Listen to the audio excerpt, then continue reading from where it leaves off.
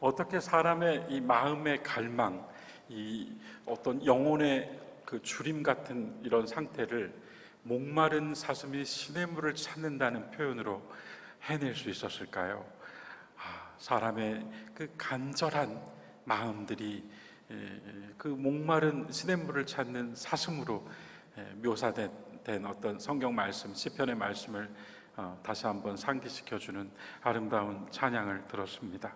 하나님께서도 기쁘게 받으셨으리라 생각하고요. 호산나 성가대 온 여러분 감사합니다.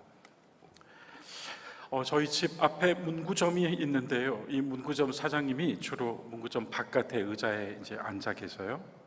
지난 주간에 내내 이 부채를 붙이고 계시는데 시쳇말로 지난 주간에는 더워서 정말 퍼져 계시더라고요. 그래서 제가 아는 사이거든요. 지나면서 오가면서. 그래서 그날은 안녕하세요라고 안 하고 오늘 너무 덥죠? 그랬더니 지금 대답해 주셨죠? 제가 너무 덥죠? 그럴 때 누가 예 해주셨는데 지금 더우시군요. 오늘 너무 덥죠? 그랬더니 돌아오는 대답이 그 문구점 사장님이요. 유럽은 40도가 넘는데요 뭐 이러시는 거예요. 조금 전까지 퍼져 계셨는데 눈에 힘이 확 들어오면서 유럽은 40도가 넘는데요 뭐. 그래서 제가 속으로 이렇게도 또 더위를 또 생각을 바꾸니까 또 더위를 또 이겨낼 수도 있겠구나 이렇게 그런 생각이 들었어요. 몸은 무더위에 지쳤지만 유럽 사람들은 지금 40도에 살고 있다 생각을 하니까 32도 정도쯤은 견딜만 하다 뭐 이러시는 거죠. 지난 주간에 미국의 피닉스는 48도를 찍었고 이태리 로마는 42도, 스페인 마드리드는 43도, 중국 북경은 42도, 그리고 일본 동경 37도, 뉴델리 인도 37도. 관측 이래 지구가 가장 뜨거웠다고 알려진 2016년 7월에 세웠던 지구 표면의 온도 기록을 올해 모두 갈아치웠다고 합니다. 안토니우스 구테우스 유엔 사무총장은 이제 지구 온난화, 여러분 많이 들어보셨죠? 글로벌 워밍, 지구 온난화, 글로벌 워밍 시대가 끝났고 글로벌 보일링, 그러니까 끓어오르는 지구의 시대가 도래했다. 이렇게 며칠 전에 선언을 했어요. 이제 워밍 시대가 끝났고 보일링 시대가 시작됐다. 그리고 그가 덧붙이기를요. 현 지구의 기후 상태가 매우 두렵고 위협적인 상황이지만 이것은 단지 시작에 불과합니다. 여러분, 정말 우리는 앞으로 또 어떤 시대를 살게 될까요? 우리 자녀들은 진짜 어떤 시대를 살게 될까요? 우리는 사실은 에어컨 없이 수업을 받았고 에어컨 없이 살았잖아요. 그런데 지금은 이제 에어컨 없이는 안 될 뿐만 아니라 앞으로 정말 불덩이같이 끓어오르는 지구가 된다면 우리 아이들은 어떻게 살까요? 사실은 우리가 신앙생활이라고 하는 어떤 차원 안에서 늘 이 신앙을 매우 관념적으로 사유하고 또 이것을 우리의 알매 지식 정도로 가지고 가는 경우가 많다 보니 이 발딛고 살고 있는 이 땅과 세계에 대한 책임 또 의무에 대해서 역시 아주 막연한 생각을 그렇게 하면서 살고 있지 않은가. 정말 지구가 죽어가고 있고 땅이 황폐해져 가고 있고 우리가 그런 상황을 지금 목도하고 있지 않습니까? 물이 넘치고 매우 이 더위에 힘든 한 주간을 보내시고 오늘 이렇게 교회로 함께 모여주신 줄 압니다. 여러분들께서 기도해 주신 덕분에 저와 저희 가족 무사히 휴가를 마치고 이렇게 돌아왔는데요. 와 보니까 휴가를 마치고 왔더니 정말 불볕찜통 불가마 더위가 기다리고 있었습니다. 그런데 더하여 코로나가 재창궐한다고 해서 또 우리 교우들께서도 굉장히 많이 우려하고 계시는 줄 압니다. 오늘 주보 광고에 적어 놓은 것처럼 이 무더위도 생각을 좀 바꾸면서 또 잘 이겨내시고 또 코로나 감염도 주의하시기를 당부드리면서 저희들은 열심히 또 앞으로 교회를 지키고 또 기도하겠습니다. 누군가가 일평생 억척스럽게 돈을 모아서 일으킨 대원각이라고 하는 한옥 건물을 모 종교법인에 기탁하면서 물었죠. 그 사람에게, 그 기탁하는 사람에게 평생 모은 그 돈이 아깝지 않습니까? 하는 그 질문에 이렇게 대답했다죠. 내 그 1,000억 재산, 이 1,000억 재산 그 사람 시 한 줄만 못합니다. 일생 자기 마음속에 그리며 살았던 어느 시인을 두고 그의 시 한 줄만도 못하다, 이렇게 했다는 말 두고두고 회자되고 있습니다. 1,000억 재산이 시인의 시 한 줄만도 못하다, 멋있는 말이라고 생각되는데요. 그렇다면 여러분 어떠십니까? 우리는 누군가는 시인의 시 한 줄을 자신의 전 재산을 놓고 견주어서 그 시 한 줄이 더 귀하다고 여기며 살았다는데 우리는요? 여러분과 저는 정말 나의 모든 것을 다 빼앗기고 다 잃어버린다고 할지라도 그래도 그보다 이것이 더 귀합니다, 이것이 더 귀합니다 할 만한 한 절 말씀을 가지고 있습니까? 시편 119편 103절에서, 시편 119편은 제일 긴 시편이죠. 그런데 다윗이 썼다고 알려져요.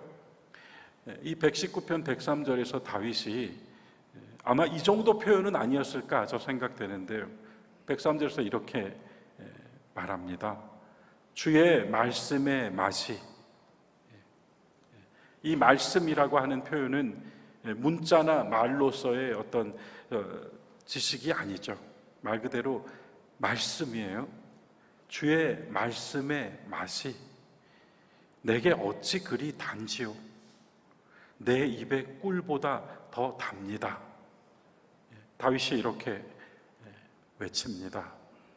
얼마나 하나님 말씀이 좋았으면, 하나님의 말씀을 사랑했으면 이렇게 말할 수 있었을까 생각하게 됩니다. 저는 개인적으로 빌립보서 4장 8절이 그런 말씀 중에 하나입니다. 빌립보서 4장 8절은 이렇습니다. 끝으로 형제들아, 무엇에든지 참되며 무엇에든지 경건하고.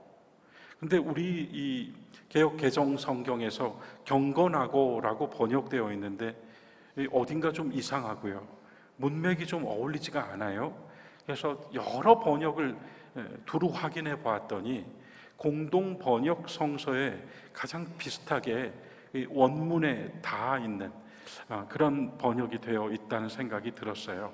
공동 번역 성서에서는요, 무엇에든지 경건하고 라고 쓰여 있지 않고 무엇에든지 고상하고 라고 쓰여 있습니다. 그래서요, 무엇에든지 참되고 무엇에든지 고상하고 무엇에든지 옳고 무엇에든지 정결하고 무엇에든지 사랑받을 만하고 무엇에든지 칭찬받을 만하여 무슨 덕이든지 무슨 기림이든지 항상 이것을 생각하십시오. 바울이 이렇게 사도 바울이 이렇게 권면했습니다. 이 구절이요, 저의 어린 그 10대 때 제 아버지께서 마음에 새겨주신 말씀 중에 하나인데요. 기도로 성장하고 믿음으로 자랐으니 앞으로 살면서 무엇에든지 이런 사람 되어라. 저 그런 말씀을 들으면서 자랐습니다.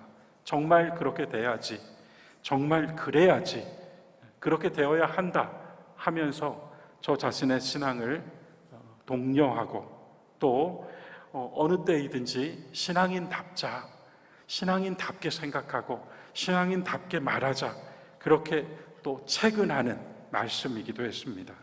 신앙인으로서의 품위와 태도와 자세를 잊어버리지 말아야겠다라고 스스로 촉구하게 해주시는 말씀이기도 했습니다. 무엇에든지. 그런데요, 또 살다 보니까요, 이 말씀이 또 다르게 다가오는 날이 오더라고요. 진지하게 저 자신을 성찰하고 또 저의 과오를 다시 돌아보지 않을 수 없는 어떤 순간에 서게 되었을 때요, 지나온 것들에 대하여 탄식하고 후회하고 반성하게 되었을 때요, 그때 다시 또 빌립보서 4장 8절이 새로 읽혀지더라고요. 이때는 마치 이스라엘 백성이 통곡의 벽 앞에 서서 저 찬란했던 하나님의 성전을 모두 잃어버리고 이 벽 하나 남았습니다 하면서 그 벽을 붙들고 거기서 하나님을 느끼면서 울면서 기도하듯이 말이에요. 무엇이든지 그랬어야 했는데, 무엇에서든지 그리스도인다워야 했는데 라고 하는 탄식이 마치 참회의 벽처럼 이 빌립보서 4장 8절 말씀으로 앞에 서 있다는 느낌을 받은 적이 있었습니다. 본문 4장 8절에서 사도 바울은 6가지 신앙의 인격, 신앙인의 삶의 구체적인 내용을 설명해 주었습니다. 그리스도인의 생활을 말했습니다. 빌립보서가요, 짧은 책이지만 풍성하고 심오하거든요. 1, 2, 3장까지 바울은 자신이 믿은 것을 말합니다. 그래서 1장에서는 한마디로 한다면 나는 그리스도로 삽니다, 이렇게 선언을 합니다. 2장에서는요, 또 한마디로 한다면 그리스도를 우리 모두 본받읍시다, 이렇게 말합니다. 그리고 3장에서는요, 내가 그리스도를 얻고 나의 인생이 그리스도 안에서 발견되기 위해서라면 나는 내가 가지고 있는 모든 것을 이제 해로 여깁니다 라고 하는 선언이 나와요. 그렇게 1장, 2장, 3장에서요, 사도 바울은 내가 이제 이렇게 변했습니다, 달라졌습니다, 생각을 바꿨습니다, 나는 이런 믿음을 가지고 있습니다 라고 말하게 됩니다. 그런데요, 이 말이라는 게요, 여기 속에 있거나 내 입에만 있으면 그게 무슨 의미가 있겠습니까? 빌립보서 4장은, 특별히 오늘 읽으신 4장 4절부터 9절은요, 이렇게 1장, 2장, 3장에서 나는 그리스도로 살겠습니다, 나는 그리스도를 본받고자 합니다, 나는 그리스도를 얻고 싶습니다 라고 하는 바울이, 그럼 어떻게 살까요? 어떻게 사는 게 그리스도인의 생활일까요? 여러분 그렇지 않아요? 수십 년 신앙생활을 했는데 내가 정말 신앙생활 잘하고 있는지 의문을 갖게 되는 그런 순간이 있잖아요. 나는 정말 잘하고 있다고 생각하기도 하지만 사실은 많은 때에 나는 참 신앙생활이 여전히 부족하다고 하는 것이 우리들의 대부분 고백 아닙니까? 빌립보서 4장 4절부터 9절까지 전체를 같이 이야기하겠습니다만 시간상 이 8절 9절만 다룹니다.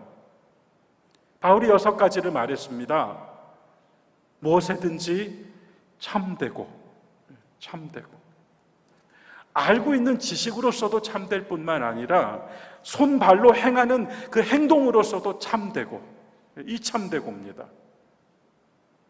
그리고 이어서 고상하다고 말씀드렸죠. 고상하다는 게 뭘까요? 그냥 보기 좋다는 것일까요?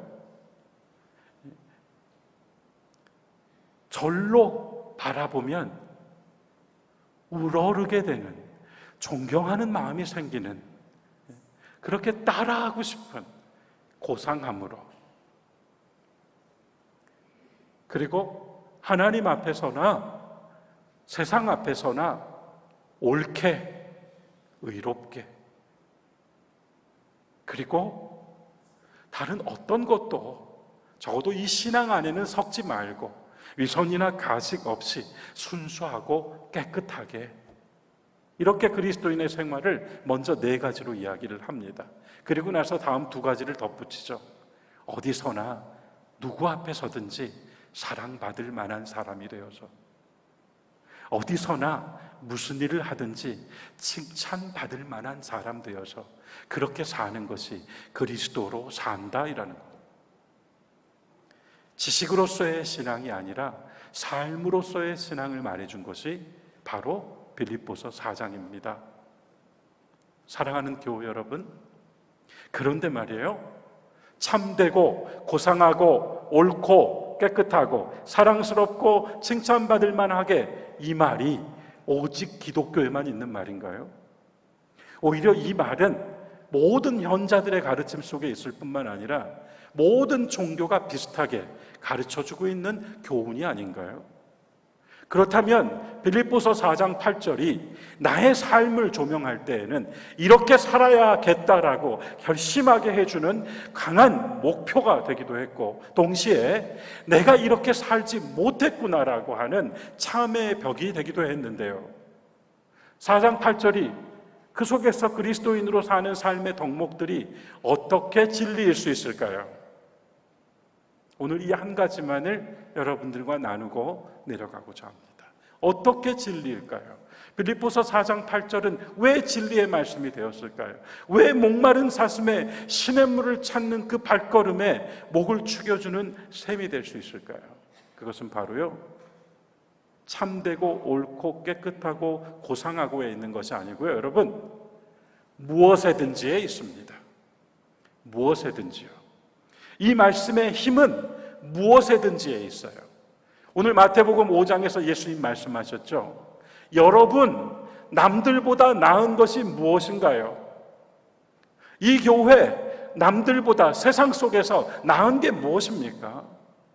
나는 무엇이 다릅니까? 예수님 물으셨어요. 그리고 나서 마지막에 5장 48절에서 그러셨죠. 여러분의 하늘 아버지께서 완전하신 것처럼 여러분도 완전하십시오. 이게 어떻게 가능해요, 사람이? 그렇죠? 어떻게 다른가? 바로 어떻게 기독교적 가치, 우리들의 신앙의 가치, 우리들의 실천하는 가치가 어디서 갈라지는가 하면 이 무엇에든지에서 갈라집니다. 좋은 때이든지 나쁜 때이든지요, 행복할 때든지 고통스러운 때든지요, 때로는 곤태로운 때라 할지라도요, 조건이 맞아서 참되고 조건이 맞아서 바른 것이 아니고요, 상황이 좋아서 고상하고 형편이 좋아서 깨끗한 게 아니고요, 오히려 십자가의 사람들은 그 반대의 경우에서요, 고통 속에서요, 절망 속에서요, 시궁창 속에서 말이에요, 앞이 보이지 않는 암흑 속에서 말이죠, 그럼에도 누구를 보라고 하는 것이 아니라 하나님 앞에 선 자로서 참되고 옳고 고상하고 깨끗하기를 원하며 사랑받고 칭찬받는 자 되기를 원하여 진실하게 서려고 분투하는 그 최선을 다함 속에 바로 있다는 거예요. 무엇에든지요, 여러분. 신앙생활이 어찌 나의 기준과 나의 형편에 따라 바뀔 수가 있겠습니까? 많은 사람들이 예수님을 믿는다고 하지만 우리가 운전할 때요, 잘 모르는 길 가면 내비게이션 키잖아요. 저는 이런 생각이 들었어요. 저도 마찬가지예요. 우리가 많은 때에 정말 예수님을 인생의 내비게이션처럼 쓰지 않는가?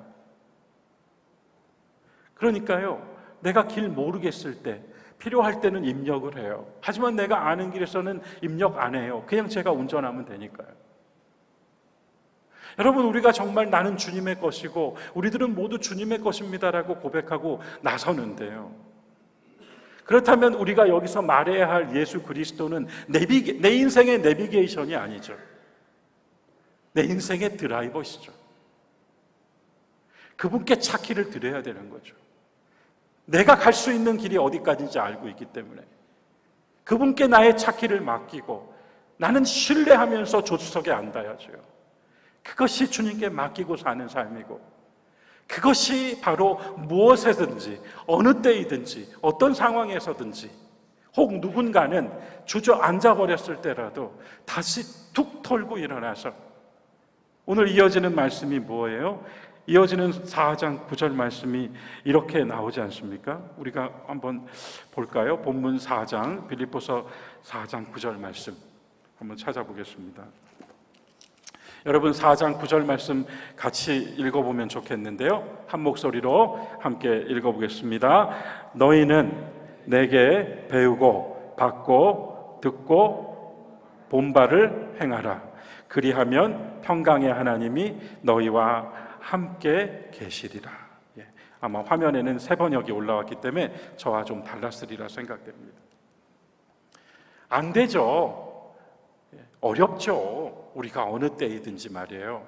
고난 속에서도 참되게 사는 것이, 시련 속에서도 옳게 사는 것이 어렵죠. 그래서 우리가 은혜를 필요로 하는 사람들이죠.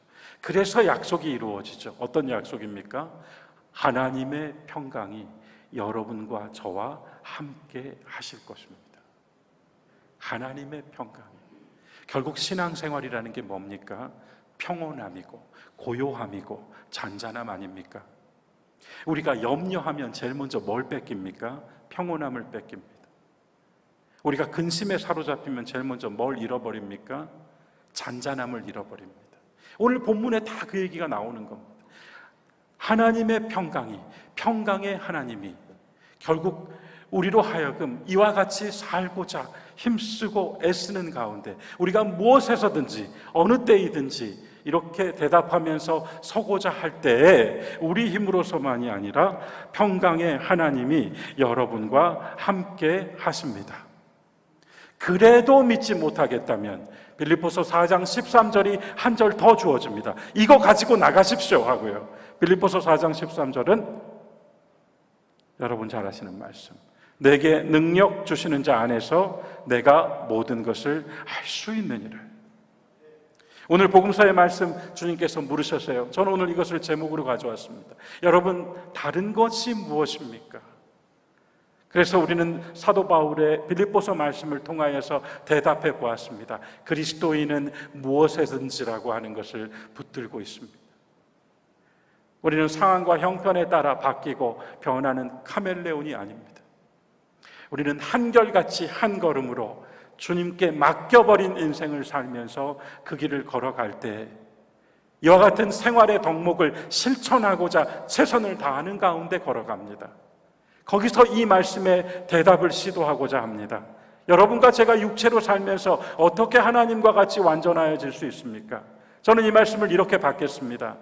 여러분, 이제까지 저와 여러분이 모두, 아니 앞으로 지금도 여전히 우리는 많은 경우에 사람들의 칭찬과 세인의 평가와 사람들과 견주어서 살아왔습니다. 하지만 예수님께서 이 말씀에서 아주 명확하게 선을 그어 놓습니다. 만일 우리에게 신앙인의 덕목으로 주신 말씀이었다면 너희 하늘 하나님과 같이라고 하셨을 텐데요, 이 말씀에서 뭐라고 하시는가 하면 너희 하늘 아버지와 같이라고 하셨어요. 누구를 대하여 하신 말씀입니까? 하나님의 아들, 딸로 거듭난 우리들을 두고 하신 말씀입니다. 우리 모두에게 주신 이 말씀은 하나님을 기준으로 설 때, 하나님 앞에 선자로 살고자 할 때, 그때 무엇이 두려울 것이며 그 어떤 평가가 내 앞길을 가로막을 수 있겠는가? 내가 진정으로 하나님 앞에 나를 세우고 최선을 다하여 그분 앞에서 나를 이루어 나가고자 할 때 다른 어떤 것이 끼어들 수 있겠는가?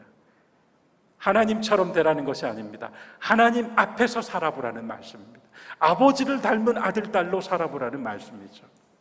교회 여러분, 오늘 저는 단 하나를 나누고 싶습니다. 무엇에든지 우리 교회도 여러분도 모두 어느 때이든지 그리스도인 다움을 지켜나가고 오히려 이 시대 속에 더욱 신앙의 본질적인 우리들의 모습을 지켜나가며 신앙의 생활을 실천으로 옮겨나가는 귀한 하나님의 자녀들 되시기를 주님의 이름으로 축원합니다.